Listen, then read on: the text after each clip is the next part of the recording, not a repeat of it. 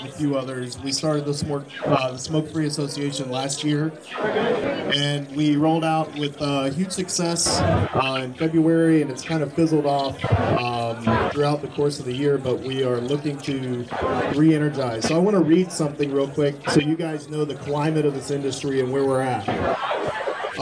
This was shared with me last night, actually. I had a big speech prepared, and I said, you know what, I want to throw something real at you. So, government actions have consequences, sometimes awful. DC meaning District of Columbia in Washington, passed a big tax on vapor products that will raise little or no money in the city. It might even be a loser for the city. This bill that was passed was awful. We just got an email from our friends at DC Vape Joint, which is one of the larger vape shops up in DC. And it makes me sad and angry to hear what they had to say. So I'm going to read the post from DC Vape Shop. Dear friends and customers, we're sad to announce that we will permanently be closing DC Vape Shop after this weekend. Actually, it's DC Vape Joint.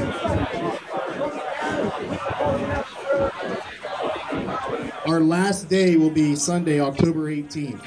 Our hours are 11 to 9 on Saturday and Sunday. It was an extraordinary and memorable experience to open the first vapor shop in DC and watch the vape community grow and come together, which we've seen in all these states.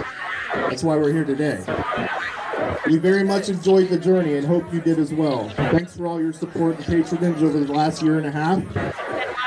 Come by one last time as we're trying to get rid of everything we have, and we're giving discounts up to 60% off. We love you, DC Vape Joint. That was a post that was shared to me from Brian Fodick, and JT shared it again last night, and I said that's very touching. What happened in DC is going to happen here next year, and I promise you, I see it coming down the pipe. DC passed a 70% tax on all vapor products. That means everything. So your $20 bottle of e-liquid, 30 mils, $34. How is that sustainable? So what the city did was essentially tell everyone there, we don't want you to vape, just go back to smoking. Really. Fuck that. So, there is a bill that just came through my Florida Smoke-Free email 2 days ago. It is a Florida smoking tax bill. It's a draft bill. And what is going to happen to this bill is there will be an amendment filed probably right before the legislative session begins next year that will slide in an amendment to also include all vapor products. Now, we don't yet know what that tax is going to be, but it's going to be a hefty one. It's probably going to be in the 40 to 50% range. That means all these businesses in here that are doing business right now will not be here next year. You'll be gone. I promise you. And this is real. This is real. I'm going to lose my business. JT won't be employed. Jordan, you guys back here, you won't be here. None of you will.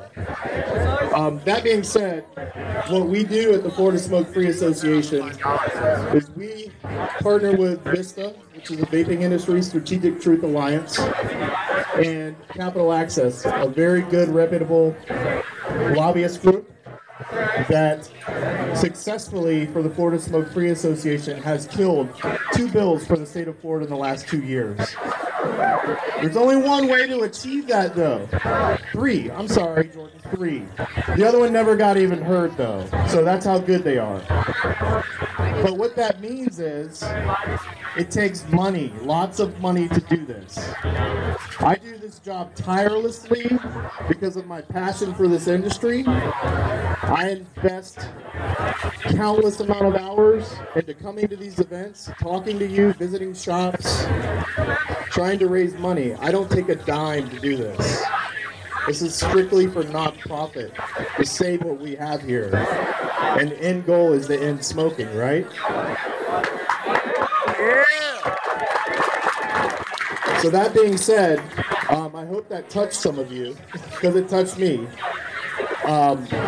We need support.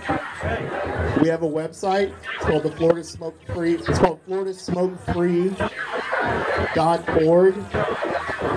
FLSmokeFree.org. I'm sorry. I got so many Florida stuff in my head right now. FLSmokeFree.org.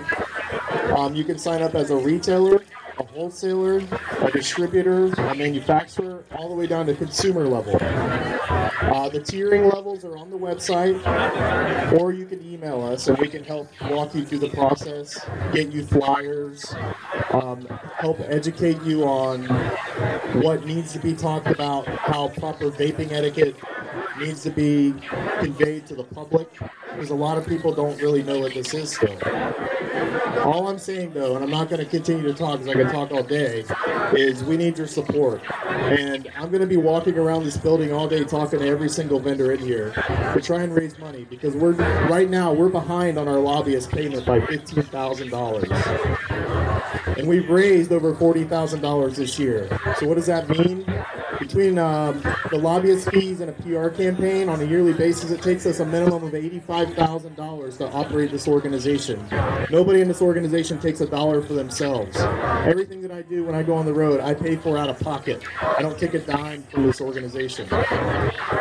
My company, Jordan's company, we've invested thousands and thousands of dollars of our own money from our companies to keep this organization afloat. So I urge you to go to your local vendor that you shop with on a daily basis, talk to them about it, tell them to reach out to us.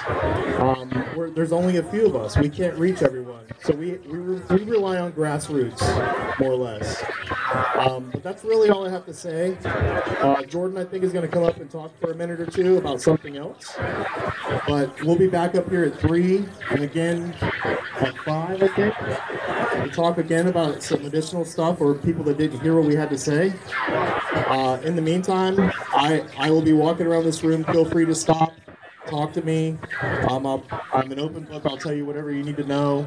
We just need to unify the state of Florida and continue to fight to save vaping. Thank you.